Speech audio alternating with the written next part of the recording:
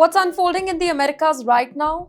It feels less like a diplomacy and more like the opening scenes of a continental showdown. You're watching TimesXP. My name is Dhriti Athri, and we are talking about one Air Force. Mid-air, Donald Trump speaks and casual tone. But you know what? The message? It was explosive. He says Cuba is ready to fall. Not tomorrow, not someday, but very soon. Why? Because Trump claims that Cuba cannot really survive without Venezuelan oil. And Venezuela, according to Washington, it is no longer in control of its own fate. Let's break it down in a very simple way.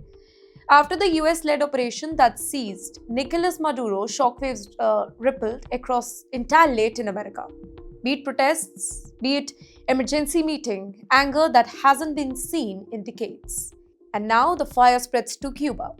Trump insists that there is no need for the US troops to march into Havana. No tanks, no boots on the ground. Instead, he hints at something far more dangerous: economic suffocation. Cut the oil, choke the supply line, let the whole system collapse from inside. It's cold, it's calculated, but it is very familiar here. Havana fires back. At an emergency summit, Latin America's regional bloc, Cuban foreign minister, he takes the floor. His message, very sharp. His warning, louder. He calls the operation in Venezuela an act of aggression against all the Latin American countries. Not just Caracas here, not just Maduro, but every single nation. In fact, he demands the immediate and unconditional release of Nicolás Maduro and the First Lady, Celia Flores. And then he goes further. Well, he accuses Washington of trying to revive the Monroe Doctrine, but by force. Let me translate this for you. So the US wants to control the Americas again.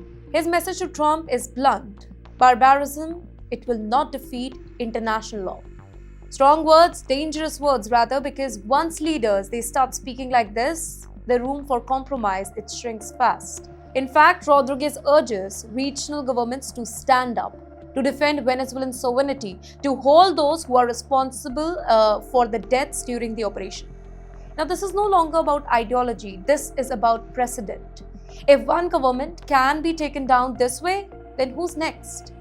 Let's zoom out a little bit. So, Venezuela supplies oil. Cuba depends on it. The US controls sanctions, shipping lanes, and global finance. Put it all together and you see the bigger picture here. This is not just pressure.